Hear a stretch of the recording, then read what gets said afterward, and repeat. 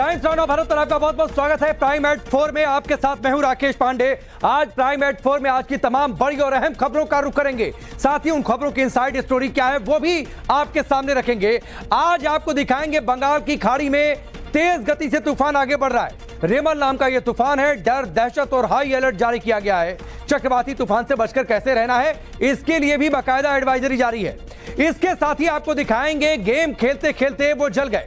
Death zone की inside story क्या है, क्या अभी तक कार्रवाई हुई है, राजकोट गेम जोन अग्निकांड में सबसे बड़ा अपडेट क्या है, इसकी भी पूरी जानकारी आपके सामने रखेंगे। इसके साथ ही रुक करेंगे देश की राजधानी दिल्ली का। दिल्ली के बेबी केयर हॉस्पिटल किस तरीके से बच्चों के लिए गैस चैम्बर बन गया, कैसे आग से हाहाकार मच गया, गुनहगार कहां हैं, पूरी खबर विस्तार से और साथ ही कुछ नई तस्वीरें सामने आई हैं, वो तस्वीरें भी आपके सामने रखेंगे।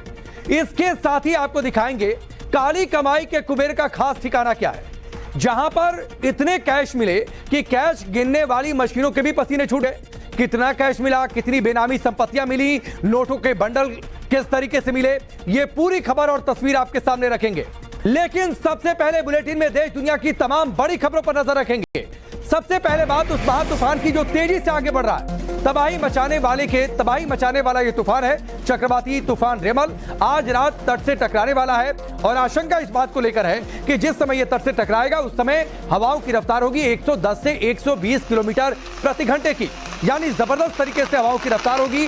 रेमल को देखते हुए और आज रात ये 11 बजे टकराएगा, इसको देखते हुए हाई अलर्ट जारी किया गया है। भारी से अति भारी बारिश का अलर्ट जारी किया गया है। तेज हवाओं का अलर्ट है, भारी बारिश का, और इसीलिए बाकायदा एडवाइजरी जारी और लोग समुद्र तट के पास ना जाएं, इसको लेकर भी अलर्ट जारी।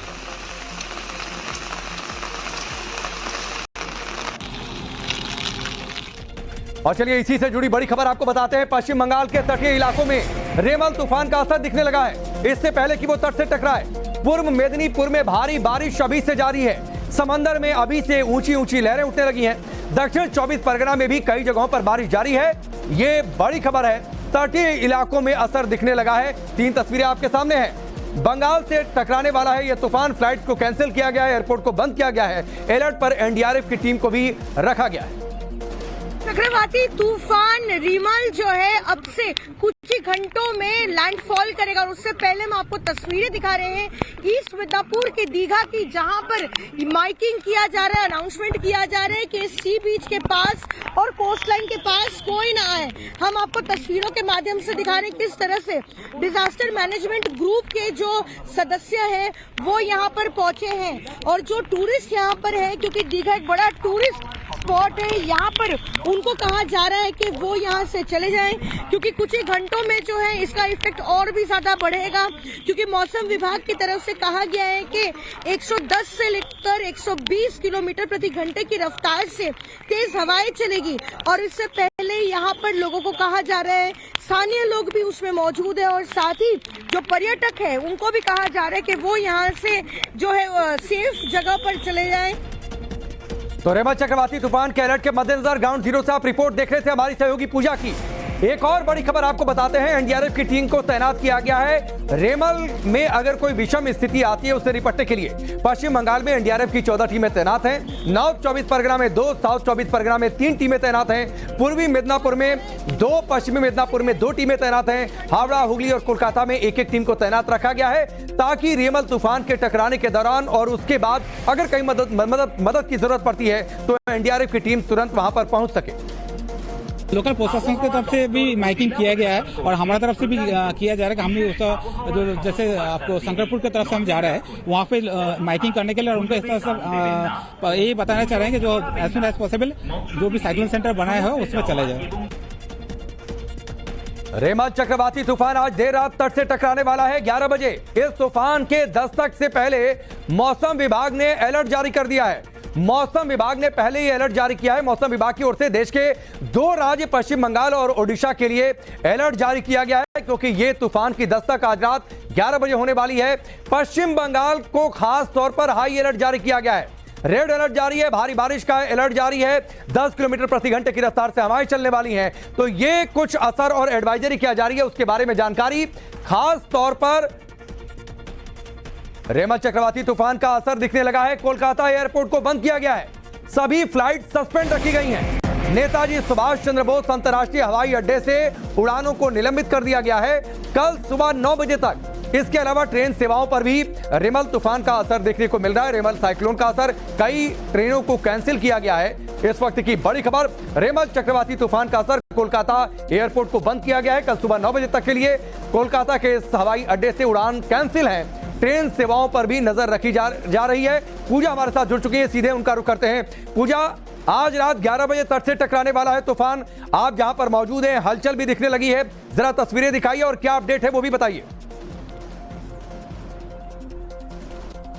बिल्कुल आपको बता दें, चक्रवाती तूफान रेमल जो है इसकी तीव्रता काफी ज्यादा होने वाली है जब ये बंगाल के तट से टकराएगा, क्योंकि ये सिवियर साइक्लोनिक स्टॉर्म की कैटेगरी में आता है। हम आपको तस्वीरें दिखा रहे हैं पूर्वी मिदनापुर के दीघा में। यहाँ पर फिलहाल लो टाइड है, इसीलिए पानी का स्तर भले ही नीचे है, लेकिन अब से कुछ ही घंटों में जो है दस्तक देगा, बंगाल के तट से टकराएगा ये चक्रवाती तूफान रेमल। और जैसा कि मैं कह रही थी कि इसकी तीव्रता काफी ज्यादा होने वाली है, क्योंकि लैंडफॉल के समय इसकी स्पीड जो है 120 से लेकर 130 किलोमीटर प्रति घंटे की रफ्तार से जो है ये तट से टकराएगा। ऐसे में जो प्रशासन है उन्होंने ये सुनिश्चित करने की कोशिश की है कि बीच के पास कोई ना आने पाए, लेकिन हम आपको तस्वीरों में जैसे दिखा रहे हैं कि काफी दिक्कतों का सामना करना पड़ रहा है, क्योंकि दीघा जो है एक पर्यटन स्थल है और यहाँ पर बड़ी संख्या में पर्यटक है। हम आपको दिखा रहे हैं किस तरह से लगातार यहाँ पर अनाउंसमेंट्स की जा रही है और जो लोग यहाँ पर बीच पर पहुंचे हैं उन्हें कहा जा रहा है कि फिर एक बार लौट जाए, क्योंकि अब से कुछ ही घंटे में जो है हवाएं और ज्यादा तेज हो जाएंगी। क्योंकि जैसे ठीक है पूजा, ठीक है, हमसे जुड़ने के लिए बहुत बहुत शुक्रिया। अपना ध्यान रखते हुए आप तस्वीरें हम तक भेजिए, दर्शकों तक पहुंचाएंगे आगे आप। और चलिए बात दिल्ली के विवेक विहार अग्निकांड से करते हैं। बड़ी खबर है, बेबी केयर सेंटर में आग से अभी तक 7 नवजात की मौत हो गई है। घटना के बाद 4 बच्चे अभी भी अस्पताल में भर्ती हैं। 12 नवजात बच्चों को अस्पताल से रेस्क्यू किया गया जब आग लगी थी। आग की लपटों में घिरा नजर आया है ये अस्पताल। ये सबसे ताजी तस्वीरें हैं जो इस बेबी केयर हॉस्पिटल की सामने आई हैं। आप देखिए किस तरीके से ये पूरा बेबी केयर सेंटर आग की लपटों में घिरा नजर आया। आसपास अफरा तफरी का माहौल था, लेकिन इसी बीच कुछ लोगों ने जान पर खेलकर कुछ नवजात बच्चों की जिंदगी बचा ली। दिल्ली के बेबी केयर सेंटर हादसे का लेटेस्ट वीडियो सामने आया है। बच्चों के रेस्क्यू का ये वीडियो है। जान पर खेलकर लोगों ने बच्चों को बचाया है। छज्जे के सहारे केयर सेंटर में लोग पहुंचे हुए थे। भीषण आग के बीच खुद को खतरे में डालकर उन बच्चों का रेस्क्यू किया था। तो ये तस्वीर आप देखिए किस तरीके से ये पूरा बेबी केयर सेंटर आग की लपटों में घिरा नजर आया और उसके बीच ये रेस्क्यू कुछ बच्चों का। और भी है कितने हैं देख रहे हैं अरे आ गया रुको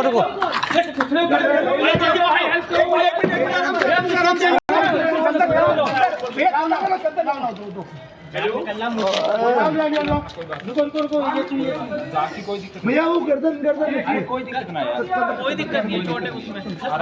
आराम से कोई नहीं आ रहे हैं। कहाँ है? चद्दर में कर दो, बच्चे निकल रहा है। पानी पकड़िए, बोतल यार कोई एम्बुलेंस कर दो। और भी अंदर बच्चे हैं अभी, तुम्हारे पैर पे लग गई। अरे कुछ नहीं होता है। आपने देखा किस तरीके से नवजात बच्चों को कपड़े में लपेटकर अग्नि से बाहर निकाला गया। इस बीच एक और बड़ी खबर है, बेबी केयर सेंटर अग्निकांड से जुड़ी हुई। और बड़ी खबर यह है कि बेबी केयर सेंटर का जो मालिक है डॉक्टर नवीन, वो फरार है। पुलिस को नवीन के जयपुर में होने की खबर मिली है। डॉक्टर नवीन के दोनों फोन बंद आ रहे हैं। दिल्ली पुलिस की टीम जयपुर के लिए रवाना हो गई है ताकि पकड़ा जा सके। आगे की जांच तेजी से आगे बढ़े कि आखिरकार किस तरीके से ये पूरी आग लगी। इस बीच न्यूबॉर्न बेबी केयर सेंटर में जब आग लगी तो वहां पर 12 नवजात बच्चे मौजूद थे जिनका रेस्क्यू स्थानीय लोगों ने किया है। हैरानी की बात यह है कि रात के वक्त वहां पर सिर्फ 2 नर्सेज मौजूद थी। 12 नवजात बच्चे, सिर्फ 2 नर्सेज ऑन ड्यूटी। कितना बड़ा ये लूपहोल था, कितनी बड़ी ये लापरवाही थी, इसका अंदाजा आप लगा सकते हैं। चश्मदीदों ने यह जानकारी दी है कि आग लगने के बाद अपनी जान बचाकर नर्सेज भाग गई। नवजात बच्चों को आग की लपटों में छोड़कर रेस्क्यू किए गए बच्चों में से 7 की मौत हो चुकी है। सेंटर की हालत देखकर अंदाजा लगाया जा सकता है कि हादसा कितना भीषण था। बीजेपी ने इसके लिए केजरीवाल सरकार को जिम्मेदार बताया। मिल रही है कि लगातार इलीगल रिफिलिंग की शिकायत हो रही है, उसके बावजूद कार्रवाई नहीं होती। तो समझ लीजिए कि दिल्ली सरकार का भ्रष्टाचार है इस हत्याकांड का जिम्मेदार। सर देखिए, यहाँ पर काफी ज्यादा सिलेंडर रखे गए थे, चीजें नहीं थी। ये भी कहा जा रहा है कि एनओसी पर्याप्त तरीके से नहीं। मैं कह रहा हूँ ना, दिल्ली सरकार का भ्रष्टाचार है इस हत्याकांड का जिम्मेदार। मुख्यमंत्री को जिम्मेदारी लेनी चाहिए, यहाँ के माफी मांगनी चाहिए और ऐसे सब अधिकारी जिन्होंने इस को चलने की अनुमति दी, इनकी शिकायत छुपाने की कोशिश की, उनके खिलाफ कानूनी कार्रवाई होनी चाहिए। बेबी केयर सेंटर के मालिक पर एफआईआर दर्ज है। न्यूबॉर्न हॉस्पिटल के मालिक नवीन चीची पर एफआईआर दर्ज, लेकिन फिलहाल नवीन चीची फरार। जयपुर में होने की जानकारी है।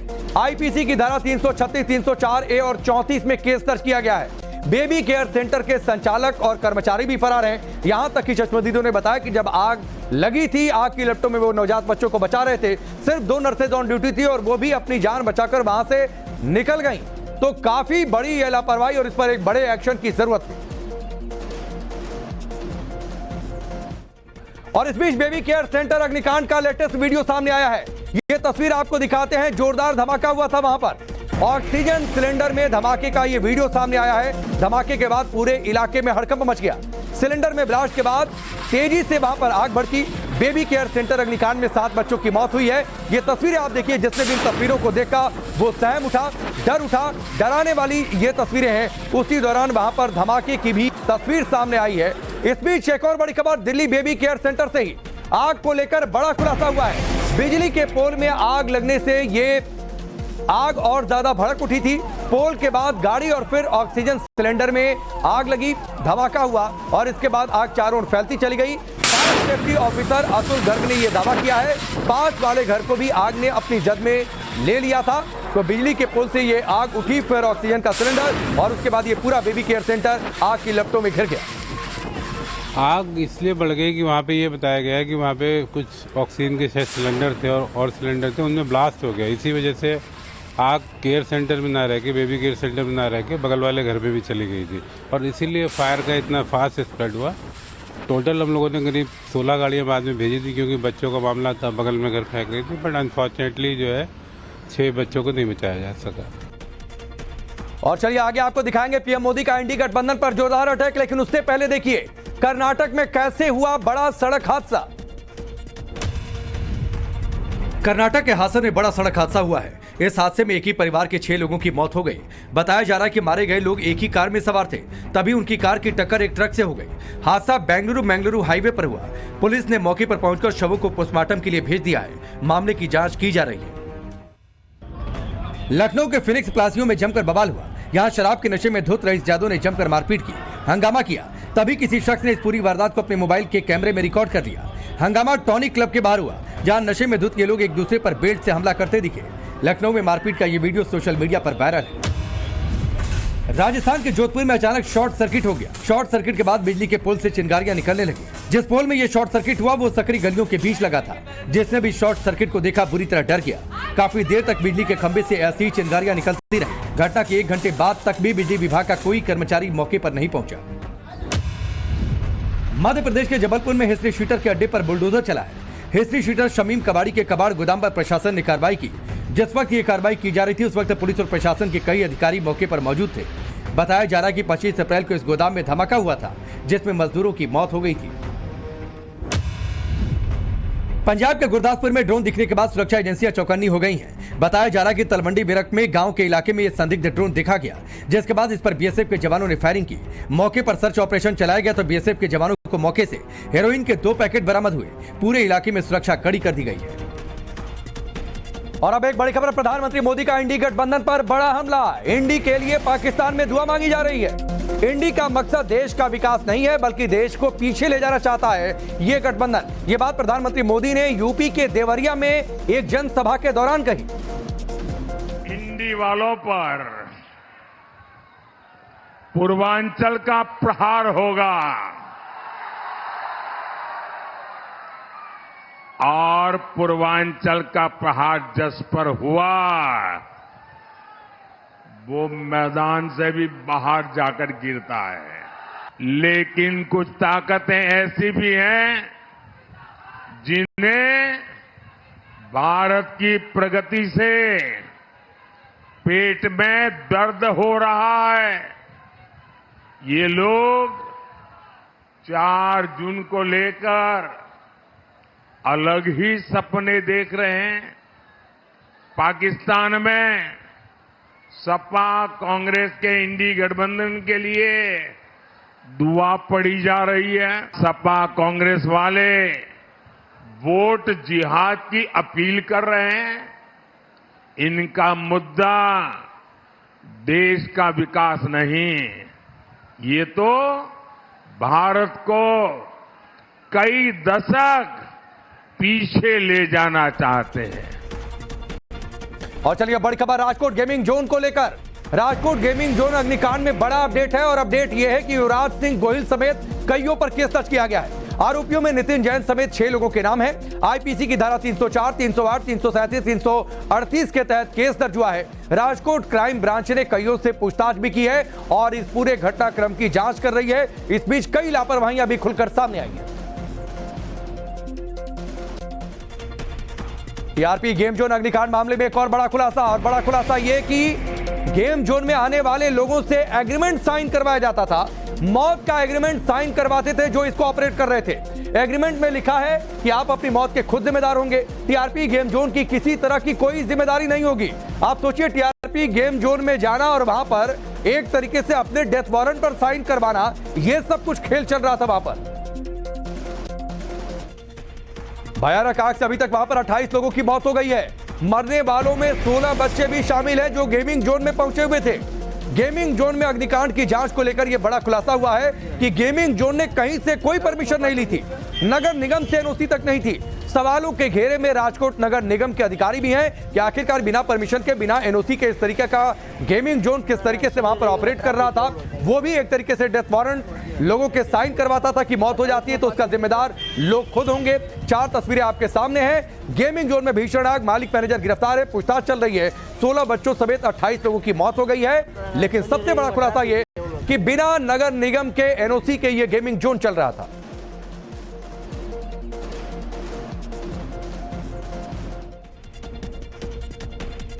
अब आपको बताते हैं कि राजकोट अग्निकांड की जांच में अभी तक क्या क्या बड़े खुलासे हुए हैं। अभी तक की जांच में पता चला है कि टीआरपी गेम जोन बनाने में नियमों की भीषण अनदेखी हुई। गेम जोन के लिए कोई परमिशन नहीं थी, नगर निगम की एनओसी तक नहीं थी। फायर विभाग से भी एनओसी गेमिंग जोन ने नहीं ली थी। आग बुझाने के इंतजाम भी गेमिंग जोन में मौजूद नहीं थे। राजकोट नगर निगम ने गेमिंग जोन की जांच भी नहीं की। गेमिंग जोन से बाहर निकलने के लिए, यानी जो एग्जिट प्लान होता है किसी भी जगह पर, किसी इमारत में या किसी ऐसी बड़ी बिल्डिंग में या फिर ऐसी लोकेशन पर, वो एग्जिट प्लान भी नहीं था।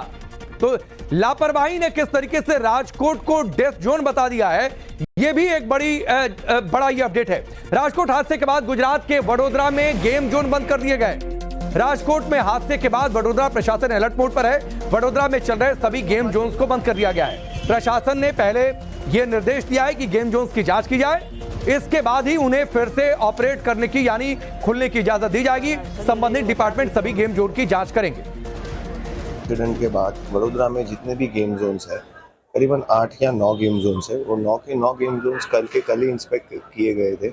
और बिफोर 15 डेज पहले भी हमने फन ब्लास्ट जैसे और इनको सील किया था, जिनमें थोड़े बहुत कंप्लायंसेस रह चुके थे, वो सारे कंप्लायंसेस फुलफिल करवाए। कल रात को इन्वेस्टिगेशन सारे किए। और आगे आपको दिखाएंगे काली कमाई का एक और कुबेर का भांडाफोड़, लेकिन उससे पहले देखिए टॉप पॉलिटिकल न्यूज फटाफट अंदाज में। मध्य प्रदेश में धार्मिक स्थलों के लाउडस्पीकर पर सरकार कार्रवाई कर रही है। शाजापुर शहर के करीब 77 धार्मिक स्थलों से 77 लाउडस्पीकर हटाए गए और धार्मिक स्थलों पर लाउडस्पीकर लगाने के लिए एसडीएम की परमिशन को अनिवार्य कर दिया गया है। ये कार्रवाई मध्य प्रदेश के सीएम मोहन यादव के आदेश के बाद की जा रही है। छठे चरण के चुनाव के बाद बीजेपी ने प्रचार में अपनी पूरी ताकत झोंक दी है। इसी कड़ी में बीजेपी अध्यक्ष जेपी नड्डा प्रचार के लिए बिहार के जहानाबाद पहुंचे। यहां जेपी नड्डा ने जनसभा की और बीजेपी कार्यकर्ताओं से भी मुलाकात की। जेपी नड्डा ने प्रचार के दौरान इस लोकसभा चुनाव में बीजेपी की बड़ी जीत का दावा किया और लोगों से बीजेपी को वोट देने की भी अपील की। पंजाब के पूर्व मुख्यमंत्री और जालंधर लोकसभा सीट से कांग्रेस उम्मीदवार चरणजीत सिंह चन्नी ने वाघा बॉर्डर को लेकर विवादास्पद बयान दिया है। पूर्व सीएम ने कहा कि अगर कांग्रेस की सरकार बनी तो वाघा बॉर्डर को खोल देंगे। उन्होंने दावा करते हुए कहा कि इससे जालंधर के मेडिकल टूरिज्म को बढ़ावा मिलेगा।